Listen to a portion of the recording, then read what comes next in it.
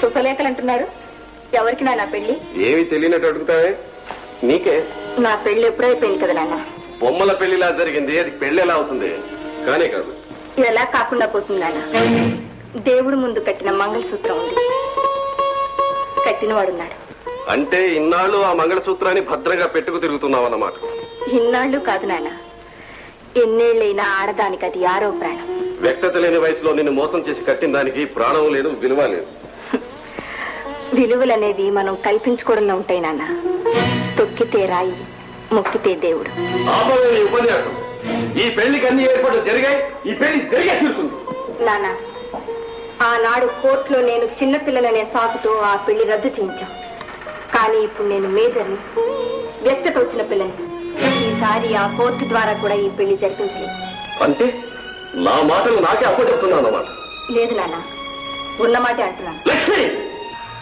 కన్న బిడ్డ అనే కనికారం ఏమాత్రం ఉన్నా ఈ పెళ్లి ఆపు చేయండి. కన్న తండ్రిని ఎదిరించిందన్న అప్రతిష్ట నాకు రాకుండా చూడండి. అందాక వచ్చావా? నీకే ఇంత రోషం పోషం ఉంటే నాకే నాలేంది. ఈ పెళ్లి ఎలా జరగదో నేను చూస్తాను. జరిగితే అది నా శవానికి.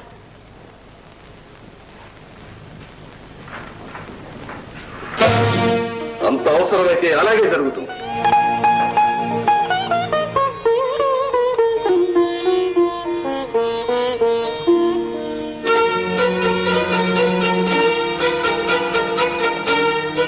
అక్క, నువ్వు వెళ్ళక తప్పదా? ఉంటే నాన్న అన్నంత పని చేస్తాడు, ఈ పెళ్లి జరిపించి తీరుతాడు. అయితే నువ్వు ఎక్కడికి వెళ్తావు, ఎక్కడ ఉంటావు? గోపి జైలు నుంచి తిరిగి వచ్చే వరకు ఎక్కడ చోట తల దాచుకుంటాను. సరే.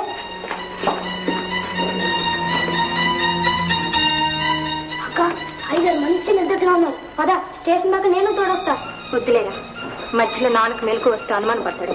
అదే నిజమేలే, నేను ఇక్కడే ఉండిపోతాను. కానీ నువ్వు గోపిని కలుసుకున్న తర్వాత ఆ సంతోషంలో నన్ను మాత్రం మర్చిపోకే. నా చిట్టి తమ్ముడిని ఎలా మర్చిపోతానురా? అన్నీ అనుకున్నట్టు జరిగితే నువ్వు మాతో పాటే ఉంది.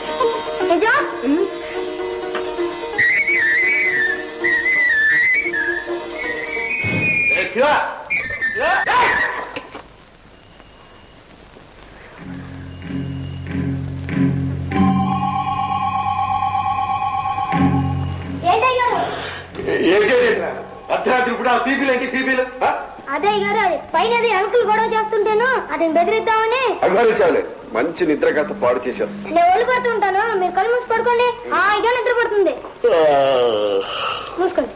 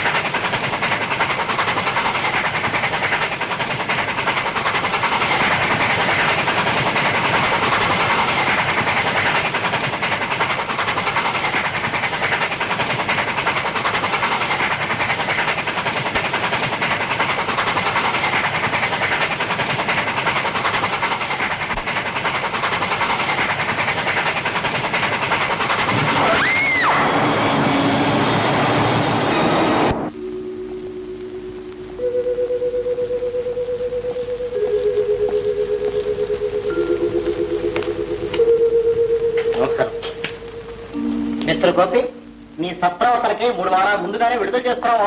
చాలా సంతోషం.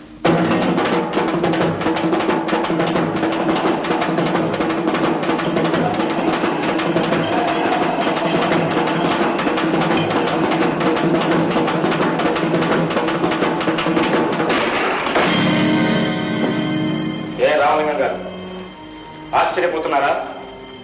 నేను ఇంత త్వరగా జైలు నుంచి బయటపడతానని మీరు అనుకోలేదు కదా? దేవుడి సమక్షంలో చేసుకున్న మా పెళ్లిని చేతులారా చెడగొట్టాలనుకున్నారు. కోర్టుకు లాగి నాకు శిక్ష వేయించారు. ఎప్పటికైనా మీ మనసు శాంతించిందా? అసలు మనసే లేని వాడికి ఏ శాంతి అనేది ఎక్కడుంటుంది గోపి? మనసే ఉంటే మనసులు కలిసి మమ్మల్ని విడదీయాలనుకునేవారు కాదు. ఉన్న ఒక్కగానొక్క కూతురు సుఖాన్ని కూడా చూడకుండా ఇలా పౌరుషం కోసం పట్టుదల కోసం బ్రతికేవారు కాదు. అవును గోపి, ఒకనాడు నేనన్నది అనుకున్నదే చెల్లుతుందనుకున్నాను. కానీ మనుషుల్ని ఈ న్యాయస్థానాల్ని మించి మరో న్యాయస్థానం పైనుందని ఇప్పుడే తెలుసుకున్నానయ్యా. ఈ మాత్రం బుద్ధి ఆనాడే ఉంటే ఇంత రభసార అర్థంతం జరిగేదే కాదు. పోన్లేండి, ఇప్పటికైనా మమ్మల్ని అర్థం చేసుకున్నది చాలా సంతోషం. నిజమే బాబు, మిమ్మల్ని కలిపిన పవిత్ర మంగళసూత్రాన్ని నా చేతులతోనే తెంచేయాలనుకున్నాను. లక్ష్మి ఎదిరించిన రక్త పాశాన్ని కూడా తెంచేసుకుందామనుకున్నాను. కానీ చివరికి నీ లక్ష్మే జయించిందయ్యా. గోపి, నేను చేసిన పాపానికి ఒక రకంగా శిక్ష ఎలాగో అనుభవిస్తున్నానయ్యా.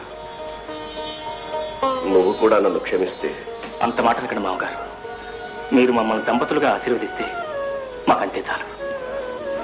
ఆశీర్వదిస్తాను బాబు, మనసారా ఆశీర్వదిస్తాను. లక్ష్మి ఇంట్లో లేదా అండి? ఉంది బాబు.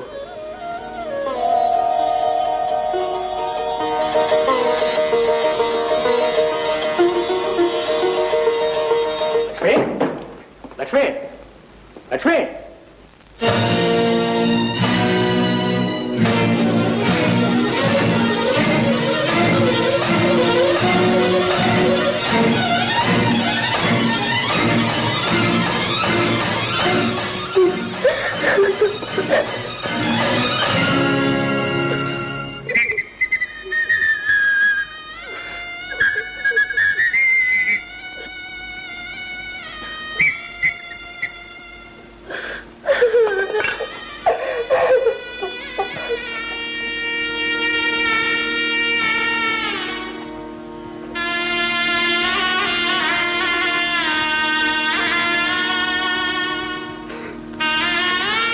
ఏమిటండి?